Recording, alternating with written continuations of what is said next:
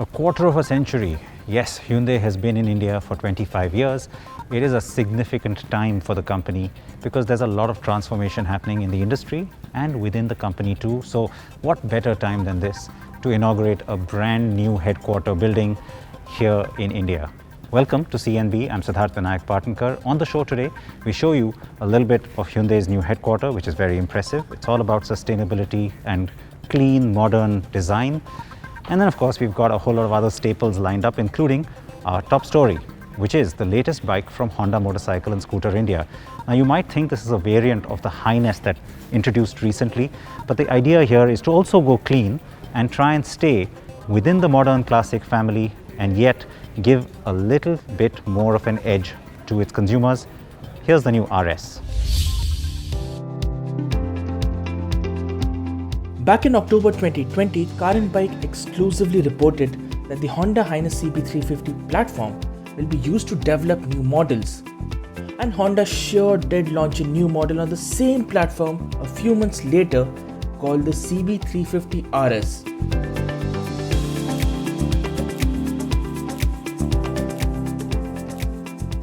The two bikes get the same engine in the same state of tune, same cycle parts, but have a slightly different flavor to offer.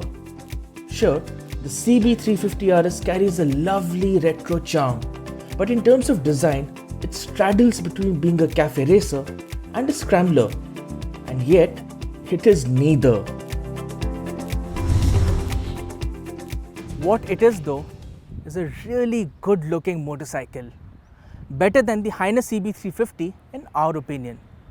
The look of the bike is a little more playful, youthful, and of course sporty as well, courtesy of the block tread pattern tires, which are really fat, and the bash plate. Apart from that, the seat of the CB350RS, it is ribbed, gives a nice distinct style. The LED headlight gets a new ring, and this motorcycle is offered in more vibrant colors than the mellow colors offered on the H'Ness CB350. The blacked out theme on the RS looks really good. The chopped fender exposing the meaty rear tire adds to the sporty appeal of the motorcycle, just making it look sexier. Like we earlier said, the CB350RS isn't a scrambler, so the motorcycle is best enjoyed on regular tarmac or the occasional patch of a broken road. The new MRF curved tires with block pattern tread, a 2mm higher ground clearance thanks to the taller profile of the tires, a metal bash plate, and the overall stance set it apart from the H'Ness CB350. The ergonomics of the bike is different too, with the foot pegs placed 112mm back and 12mm higher. Similarly, the handlebar is 10mm higher, 4mm wider, and 41mm farther away from the rider. So this basically translates into a riding position which is sporty, engaging, and comfortable at the same time. A small issue that arises out of this is the positioning of the rear view mirrors. No matter how hard you try, adjusting the mirrors according to your liking is really difficult, which results in a compromised view of the things that are happening behind you.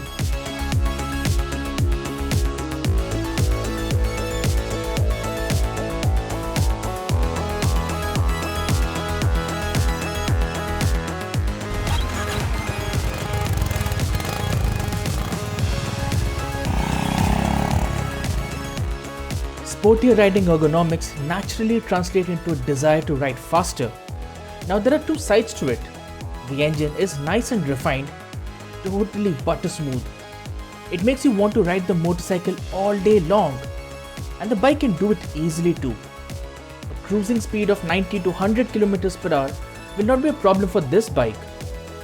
The other side is that the engine itself has a narrow power band and tall gearing, which means you have to work the gears when riding at city speeds. And if you want to get off the mark quickly or overtake, you have to really work the gears.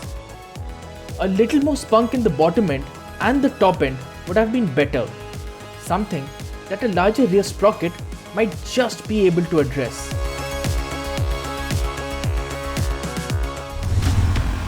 The engine is shared with the H'Ness CB350, so the 349cc single-cylinder air-cooled motor produces 20.8 brake horsepower at 5500 rpm with 30 Nm of peak torque at 3000 rpm. The engine gets a 5-speed transmission along with a slip and assist clutch. CB350RS continues to have the likeable thumping soundtrack that its sibling had. The CB350RS is really slick in traffic. You see a gap opening up ahead and all you have to do is point the bike in that direction. It will do everything on its own. The motorcycle can also maintain its line around a corner, so high-speed stability is really nice. Apart from that, the brakes have the desired level of bite and progression, and the suspension setup is really well balanced, which means it makes light work of broken tarmac. Now one would expect to get all the features on the CB350RS which are on offer on the H'Ness CB350. But that isn't quite the case. The RS misses out on Bluetooth connectivity and a Type-C USB charger that the H'Ness gets as standard, although the USB charger can be fitted as an optional accessory. What the RS does get is Honda's selectable torque control system, ABS and a side stand engine cutoff system. Despite the missing features, the monotone variant of the CB350RS is priced at 1,96,344 rupees, while the dual-tone models are priced at 1,98,344 rupees, which is 6,000 rupees more and 2,000 rupees more than the H'Ness CB350. Honda says that the fatter tires, engine bash plate, rear grab rail and fenders make up for the cost of the missing features.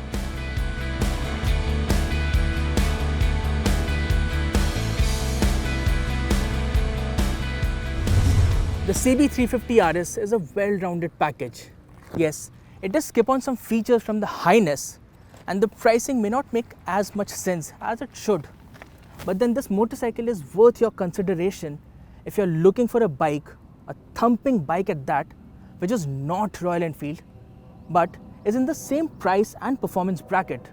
Although, Honda could have come up with something much better than road sailing for RS.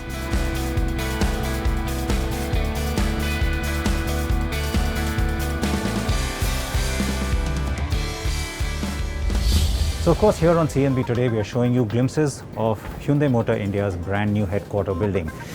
Time for us to take a short break though. More of this and a whole lot more coming up on the other side.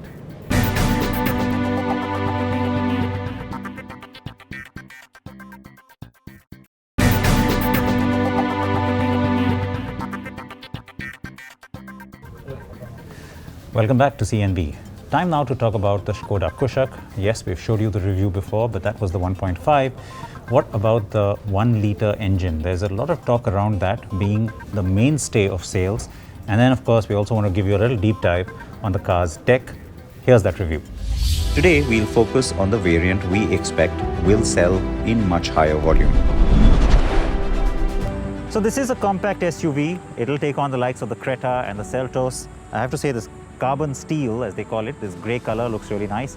But in our comprehensive review that Ameya brought you, we've already showed you everything about this car. We've told you all about its features, its drivability, and of course all its styling as well. So why am I here again with the Kushaq?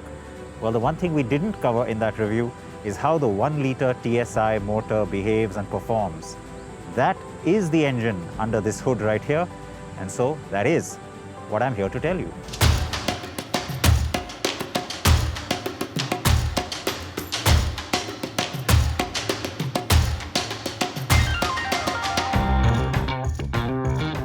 In this video, we will also be giving you a lowdown on the gadgets and tech the Kushaq sports.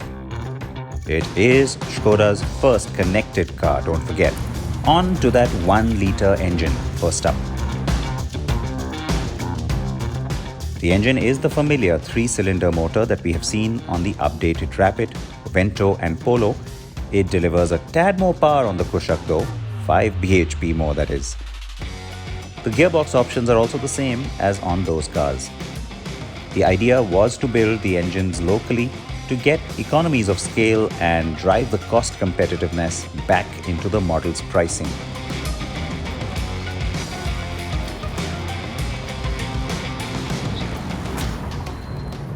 Within minutes of driving the car, you straight away get a sense of its build quality.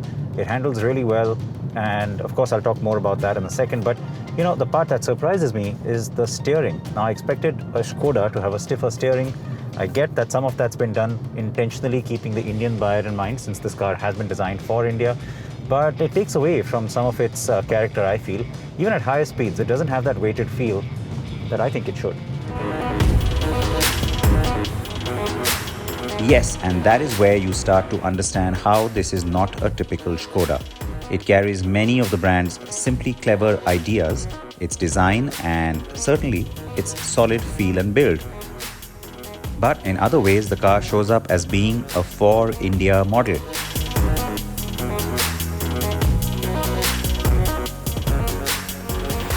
The plastics, especially the large expanse of the dash below the windscreen, certainly doesn't feel up to the usual Skoda mark.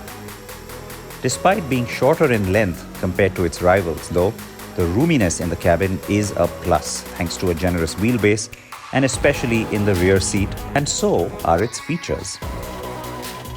At idle, well, that's the only time you really detect the little clatter from the three-pot, but otherwise I have to say the engineering team has done a great job in terms of just not letting you even once think that this is a three-cylinder engine. Great level of engineering and refinement. Of course, having said that, there are times when it will show up, and the biggest for me is between about 1,000 and 2,000 RPM. That's where you feel a little hesitation. The turbo lag seems very evident. Some of that gets nicely sort of compensated by the automatic gearbox, I have to say, in terms of its gearing. But between second and third gear, you find that some of the gearing ratios, you know, it's all been skewed towards fuel efficiency in my mind. And so as a result, you do need to manually downshift using the paddles, or just kind of wait for the car to catch up to the performance you're looking for. So that can be a little disconcerting, but otherwise, the level of refinement and performance that you get from this 1-liter engine is frankly pretty impressive. Skoda has not shared mileage figures as yet, believe it or not, even though the car is launched already. The 1.0 brings in efficiencies though, so I am hopeful. And there is a reason why we are getting the 1-liter and the 6-speed auto or manual and not a DSG option on this car. Yes, price. The 1-liter's prices show a competitive range, but are they super attractive? Or killer prices, as we like to say in India? No, sir. It is good though to see a nice wide variant mix on this powertrain. So the big takeaway for me from the Kushaq is the ride and the handling. I expected that to a certain extent, and I'm not surprised that it is class leading. The engine is fairly impressive. The 1-liter does a good job.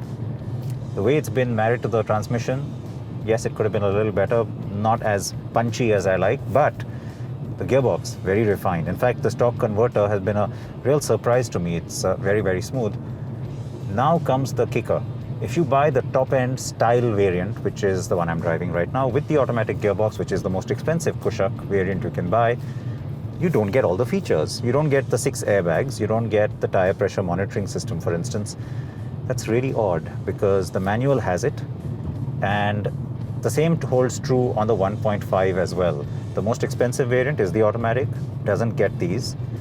That's just odd. I mean, someone who's buying the top-end variant or is buying an automatic surely would want the 6 airbags too. So, okay, it's a cost consideration, but it's a really weird one. So Skoda still has plenty to think about.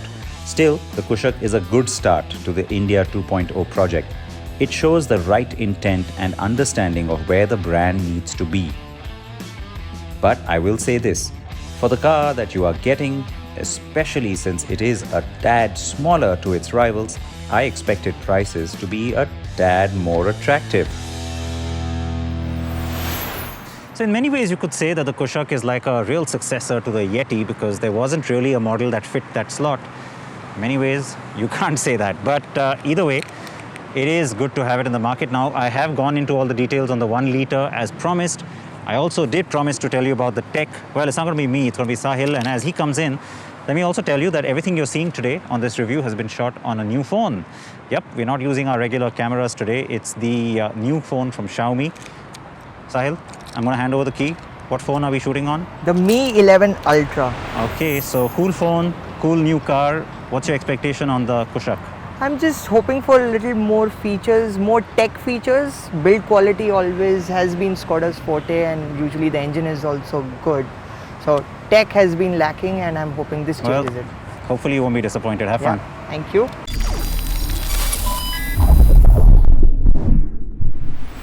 As Siddharth said, we are shooting on Xiaomi's Mi 11 Ultra, which has the largest camera sensor found in a smartphone in India, and has been rated by DxOMark, the French camera benchmarking experts, as having the best smartphone camera.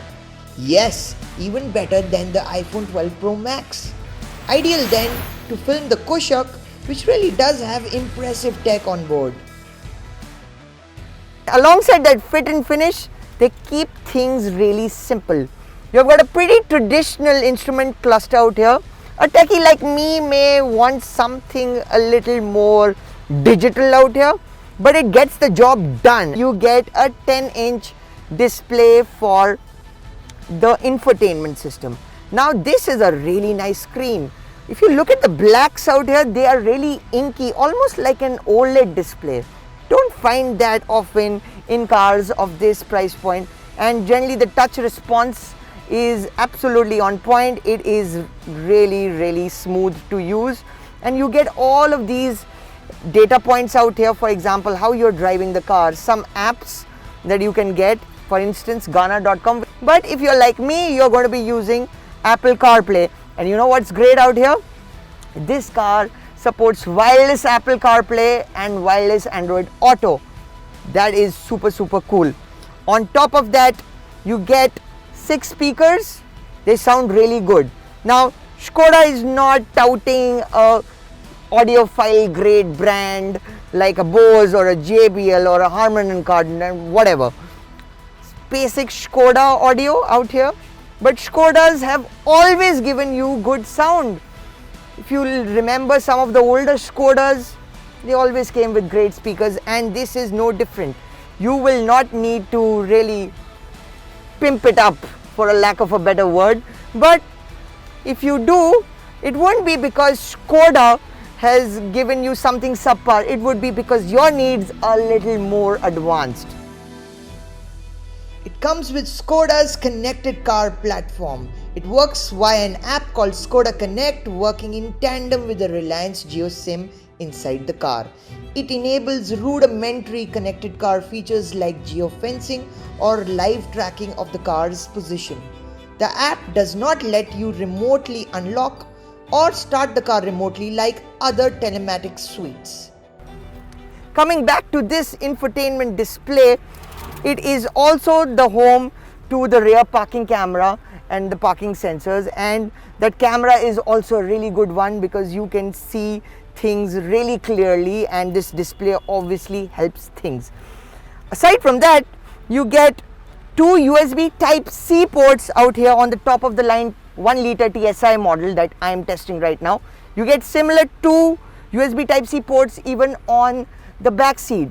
Say if you have just bought a brand new iPhone 12, you open the box, obviously the charging brick is not going to be there, but if the new cable is a Type-C to Lightning cable, it's not a traditional old USB Type-A. In fact, this is a trend with all new smartphones, and it's really important if the automakers catch up to that trend, and it's really nice to see Skoda really paying attention to that trend. On top of that, as you can see, I've got my iPhone out here charging wirelessly. Another great thing, wireless charging is here in this car, and it works pretty well. Almost out of time here on CNB this week. I want to also show you the future readiness for electric vehicles here at the Hyundai headquarters. 14 electric parking bays at this point, and of course more to come. More to come on the show next week as well, so lots for you to look forward to. Please keep your feedback coming. Please do wear your seatbelts always. Please wear your helmets, and join me next week.